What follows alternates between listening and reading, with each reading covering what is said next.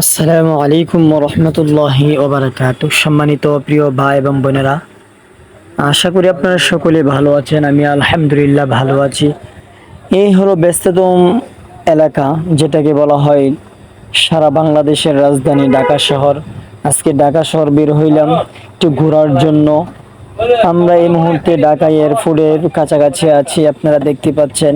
এটা হলো এয়ারপোর্ট যাওয়ার যে রাস্তা, সেটা আমরা আসলে আজকে বড় ভাইয়ের সাথে বের হইলাম। দেখতেছি যে রাস্তার কি হালত, কি অবস্থা। এর হলো ব্যস্ততম এলাকা, ঢাকার রাজধানী, বাংলাদেশের রাজধানী, যেটাকে বলা হয় ঢাকা। আসলে ইট পাথরের শহরে গাছগাছালি নাই বললে চলে। তারপরেও মাঝে মাঝে যখন আমরা গাছ দেখতে পাই, তখন নিজের কাছে অনেক আনন্দ লাগে, উৎফুল্ল লাগে। আপনারা দেখতে পাচ্ছেন এই যে সামনে গাছগাছালি দেখা যায়, আসলে সবুজ ঘাস।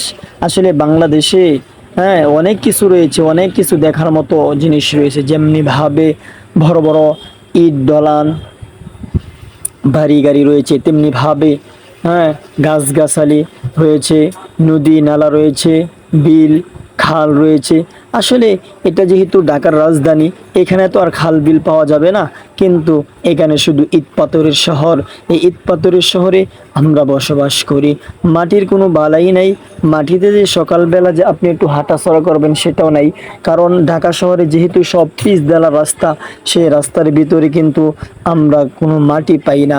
সকালবেলা যে একটু হাঁটবো, খালি পায়ে জুতা না রেখে স্যান্ডেল না পরে একটু হাঁটবো, শরীরের জন্য একটু ভালো হয়। এই জন্য আমরা আসলে কোনো কিছু পাই না, শুধু ইট পাথরের শহর, শুধু পিচ দেওয়া শহর। মাশাল্লাহ মাশাল্লাহ, দেখা যাচ্ছে এদিকে অনেক সুন্দর গাছ দেখতে পাচ্ছেন, রাস্তার দুই পাশে গাছ।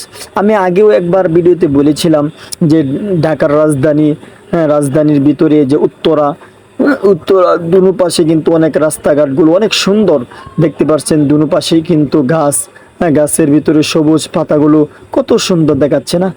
দেখলেই কিন্তু হৃদয়টা জুড়িয়ে যায়। দেখতে পাচ্ছেন দুই পাশে গাছ গাছালি কত সুন্দর। মাশাল্লাহ মাশাল্লাহ, এই সবগুলো হলো আল্লাহর সৃষ্টি।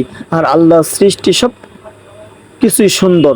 যেমনি ভাবে আল্লাহ তাআলা আপনি আমাকে বানাইছেন কত সুন্দর করে, তেমনি ভাবে আল্লাহ তাআলা গাছ গাছালি সৃষ্টি করিয়াছেন। আপনারা দেখতে পাচ্ছেন দুই পাশে কিন্তু গাছগাছালি অনেক সুন্দর দেখা যাচ্ছে, অনেক সুন্দর। মাশাল্লাহ মাশাল্লাহ।